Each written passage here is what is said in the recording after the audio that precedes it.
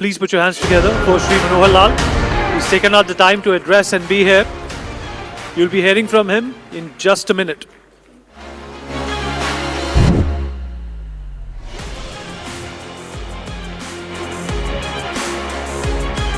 May I please invite the Honourable Minister on stage to say a few words.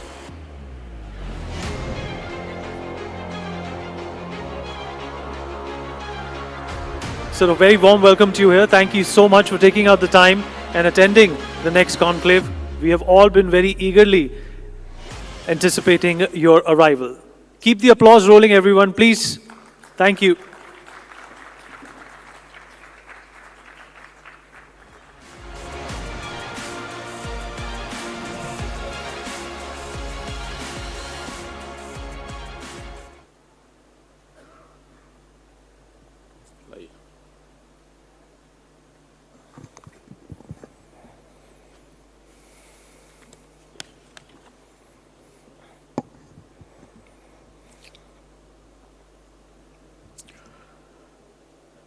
Distinguished ladies and gentleman, आप सब साथियों का आज के इस कार्यक्रम में बहुत बहुत अभिनंदन। मित्रों, जैसा आज इस युग से हम निकल रहे हैं तो हर ओर इतिहास की भी लंबी चर्चा है और नेक्स्ट जनरेशन की लंबी चर्चा है। इतिहास हम कोई 100 साल का याद करता है, कोई 50 साल याद करता है, कोई 1947 से शुरू करता है। आज की चर्चा के संदर्भ में नेक्स्ट वर्षों की भी चर्चा होने लगी है। जैसा 2047 तक जब देश को 100 वर्ष हो जाएंगे आज़ादी के, तो हमारा संकल्प है कि हम इस देश को विकसित भारत बनाएंगे। और विकसित भारत की एक कल्पना अपने देश के प्रधानमंत्री श्री नरेंद्र मोदी जी की कि आखिर दुनिया के साथ हम compete करके ऐसे स्थान पर क्यों ना पहुंचे कि भारतवर्ष अपना बेस्ट जो है वो दुनिया को दे सके। 2047 के बाद भी कुछ लोग चर्चा अगले 50 वर्ष की, अगले 100 वर्ष की, how the next world would be, how the next India would be. और वो जब सब करना है तो हमको पता है कि उसके लिए किसी देश की अर्थव्यवस्था मजबूत होगी तभी वो विकसित बनेगा। और अर्थव्यवस्था के लिए उद्योग आवश्यक है, उद्योगों के लिए पावर आवश्यक है, यानी एनर्जी। इसके बारे में आज हर किसी व्यक्ति की चिंता है, न केवल उद्योगों के लिए बल्कि व्यक्ति की मूलभूत आवश्यकताओं के लिए भी एनर्जी की बहुत बड़ी आवश्यकता ये पड़ने वाली है। तो उसमें हम जब नेक्स्ट की बात करते हैं तो एनर्जी नेक्स्ट, ये भी हमारा ध्येय है कि आज के आगे हम कितना बढ़ेंगे इसकी कल्पना योजना ये की जा सकती है। मित्रों, इस प्रतिष्ठित सभा को संबोधित करते हुए मुझे बहुत खुशी हो रही है कि हम भारत के एनर्जी ट्रांजिशन में जिस मोड़ पर आज आए हैं उसकी चर्चा आज हम करेंगे। हमको भारत के भविष्य को आकार देने के लिए आज जो विकल्प हमारे सामने हैं एनर्जी के, उसमें से कुछ चुनना होगा। मित्रों, वर्ल्ड बैंक ने पुष्टि की है कि अगले 2 वर्षों में हमारी जो जीडीपी है वो लगातार 6.7% तक ये आगे चलेगी। तेजी से बढ़ती हुई हमारी अर्थव्यवस्था दुनिया को भी हैरान करने वाली है कि भारतवर्ष इस तेजी से आगे बढ़ रहा है। मित्रों, इस वृद्धि को बनाए रखने के लिए मजबूत और डाइवर्सिफाइड पावर मिक्स, इसका हमको उपयोग करना होगा। भारत का ऊर्जा क्षेत्र एक ऐतिहासिक परिवर्तन, एक हिस्टोरिकल चेंज इस दौर से गुजर रहा है। हम 2014 से जो पावर की हमारी स्थापित क्षमता थी उसको बढ़ाकर जो 269 गीगावाट थी आज 466 गीगावाट है, अर्थात 87% इसमें वृद्धि हुई है पिछले 10 वर्षों के अंदर। इसी में यदि 2030 तक का अनुमान लगाते हैं तो 466 की जगह 777 गीगावाट ये हमारी एनर्जी हो जाएगी। जो अपने आप में एक रिकॉर्ड है। हमारी यात्रा जो सस्टेनेबिलिटी की है, इसमें नॉन फॉसिल पावर, इसका अपना एक इतिहास, अपनी कहानी है। 2014 में मात्र 2.6 गीगावाट ये नॉन फॉसिल पावर आरई, ये अपने इसकी क्षमता थी, जो आज 2025 में 100 गीगावाट की क्षमता हो चुकी है, अर्थात 38 टाइम्स वी हैव जंप्ड। तो आरई यानी नॉन फॉसिल पावर 38 गुना ये हमारी बढ़ी है। और न केवल यहाँ तक, बल्कि आने वाले 5 वर्षों में 2030 तक हमने जो तय किया है कि आरई जो है 500 गीगावाट, 5 मोर टाइम्स ये हमारी बढ़ेगी। तो 500 गीगावाट का एक रिकॉर्ड ये हम करने वाले हैं। ये बदलाव केवल संस्थाओं तक सीमित नहीं है, बल्कि भारत का जो आर्थिक सुरक्षा है उसको भी ये सुनिश्चित करने वाला है। मित्रों,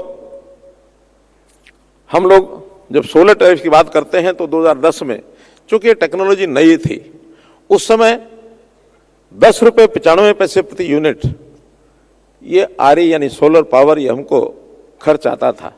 और आज हमारे वैज्ञानिकों ने, हमारे शोधकर्ताओं ने, हमारे इंडस्ट्री ने उसमें इतनी प्रगति की है कि अब मात्र 2 रुपये 60 पैसे तक ये जो पावर आपको मिलने लगी है, इतनी गिरावट आई है, जो हमारे अर्थव्यवस्था को और मजबूत करेगा। ये एक नीतिगत प्रभावशीलता और तकनीकी प्रगति, इसका भी परिणाम है। सौर ऊर्जा को और आगे बढ़ाने के लिए सरकार ने साहसिक जो पहल की है, उसमें कुछ बातें शामिल हैं, जैसा ultra mega renewable energy park, बड़े पैमाने की परियोजनाओं, उनको भूमि और ट्रांसमिशन बुनियादी ढांचों को सुनिश्चित किया है बड़े प्रोजेक्ट्स के लिए। इसी प्रकार नवीकरणीय ऊर्जा परियोजनाओं के लिए पास 50 गीगावाट वार्षिक बिडिंग ट्रेजेक्ट्री से निवेशकों के विश्वास को और हमने सुदृढ़ किया है। इंटरस्टेट ट्रांसमिशन चार्जेस, इसमें छूट दी गई है और इस छूट से नवीकरणीय ऊर्जा को और अधिक लागत प्रतिस्पर्धी, मोर कॉम्पिटिटिव ये बनाना है। भारत में पहले से ही दुनिया के 2 सबसे बड़े सौर पार्क हैं। सबसे पहला भादला 2245 मेगावाट, ये एक बड़ा प्रोजेक्ट जो दुनिया का सबसे बड़ा प्रोजेक्ट है। और इसी प्रकार पावगढ़ा, ये भी 2000 मेगावाट का है। और कई मेगा परियोजनाएं अभी विकास के क्रम में आगे हैं, बहुत जल्दी वो आपको मिलेंगी। बजट की घोषणाएं, माननीय प्रधानमंत्री जी की यूनाइटेड स्टेट्स ऑफ अमेरिका की यात्रा, इसके बाद प्रत्येक व्यक्ति अब परमाणु ऊर्जा की भी बात करने लगा है, न्यूक्लियर पावर। तो इस न्यूक्लियर पावर के विस्तार में भी हमारी जो योजनाएं हैं उसकी भी जानकारी आपको देना चाहूँगा। परमाणु ऊर्जा हमारी बेस लोड पावर का एक महत्वपूर्ण हिस्सा ये बनने के लिए तैयार है। वर्तमान हमारी न्यूक्लियर पावर की कैपेसिटी 8.2 गीगावाट है और हमारी महत्वाकांक्षा है कि 2047 तक हम इसको 100 गीगावाट तक ये पहुंचा सकें। इस प्रकार से हम न्यूक्लियर पावर में आगे बढ़ने के लिए तैयार हैं। इसके लिए स्मॉल मॉड्यूलर रिएक्टर्स, हाल ही में इसका जो प्रयास किया गया है, जिसके माध्यम से हमारी न्यूक्लियर पावर आगे बढ़ेगी, तो ये एक परिवर्तनकारी ये जो कदम है, इसके बारे में भी आपको जानकारी दे रहा हूँ। उनके स्केलेबल डिज़ाइन और कॉस्ट इफेक्टिवनेस और फ्लेक्सिबिलिटी, उन्हें ग्रिड और ऑफ ग्रिड प्रयोगों दोनों के लिए हमें एसएमआरस के लिए ये हम आदर्श मानते हैं। सरकार ने एसएमआरस में अनुसंधान और विकास के लिए इस बार बजट में 20,000 करोड़ रुपया ये आवंटित किया है। 2033 तक 5 स्वदेशी एसएमआर इसको चालू करने की योजना है, जो अपने आप में बड़ा कदम है। एक आधुनिक विद्युत क्षेत्र को उत्पादन से आगे बढ़कर विद्युत वितरण को भी सुचारू करना पड़ेगा, डिस्ट्रीब्यूशन ऑफ पावर। ये भी एक बहुत बड़ा चैलेंज है, क्योंकि पावर उपयोग करना, लेकिन देश के कोने कोने में, चाहे उद्योग हो, चाहे उसमें हमारी डोमेस्टिक सप्लाई हो, एग्रीकल्चर सप्लाई हो, तो वितरण जब तक ठीक उसका प्रभावी ढंग नहीं होगा तो भी हम अपने लक्ष्य को प्राप्त नहीं कर पाएंगे। ऐतिहासिक रूप से भारत के डिस्कॉम्स को वित्तीय चुनौतियों का सामना ये करना पड़ा, लेकिन रणनीतिक सुधारों के माध्यम से हम बुनियादी ढांचे, दक्षता और व्यवहार्यता में सुधार कर रहे हैं। RDSS इस प्रयास का नेतृत्व कर रही है।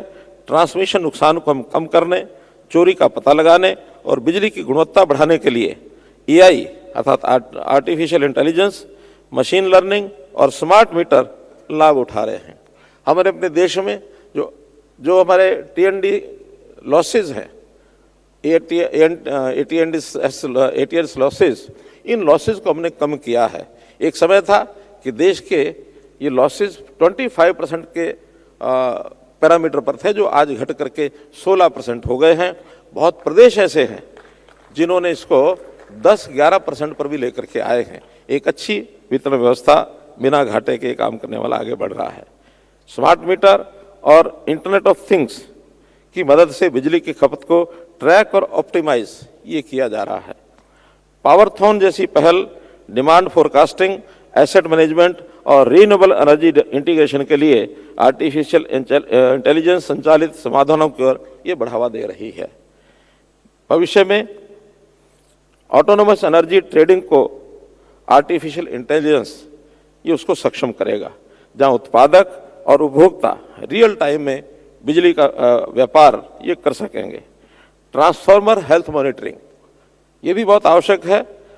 IoT आधारित स्विच गियर मैनेजमेंट और ड्रोन आधारित एसेट इंस्पेक्शन हमारे डिस्ट्रीब्यूशन नेटवर्क को और मजबूत करने के लिए सक्रिय रूप से तैनात किए जा रहे हैं।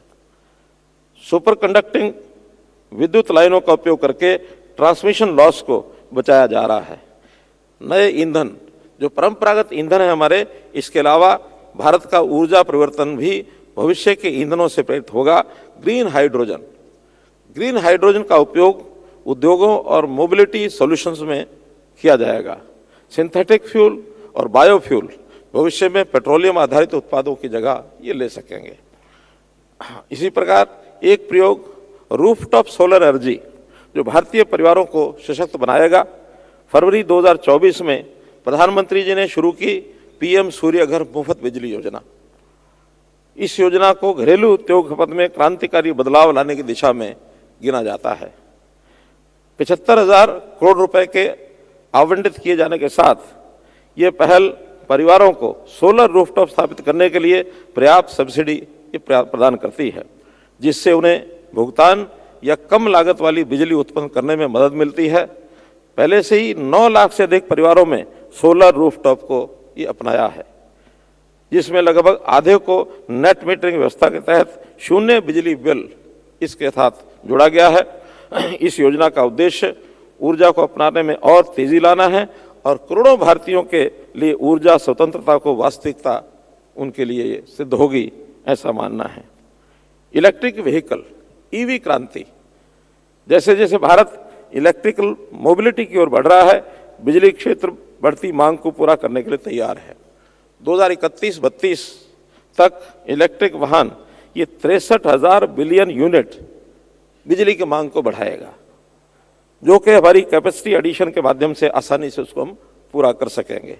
सरकार ने इस दिशा में कुछ सक्रिय कदम उठाए हैं, जैसे स्टैंडर्डाइजेशन एंड एक्सेसिबिलिटी सुनिश्चित करने के लिए EV चार्जिंग इंफ्रास्ट्रक्चर गाइडलाइंस 2024 ये हमने जारी की है।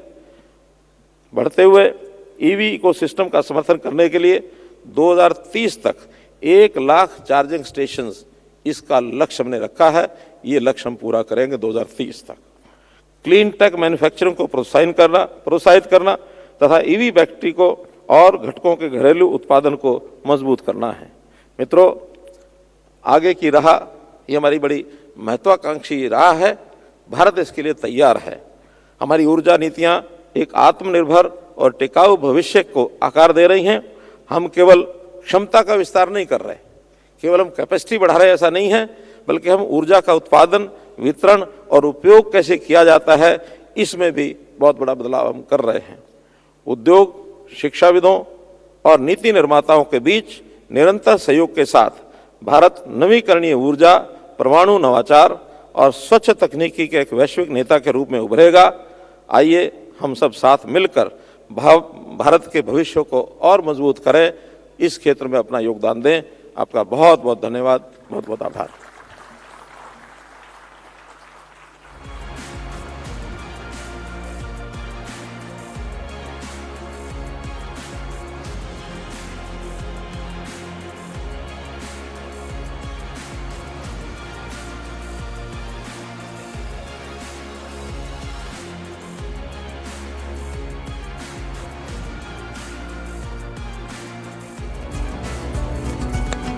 Shri Manohar Lal ji, thank you so much, sir, for those wonderful words. And thank you so much for apprising us with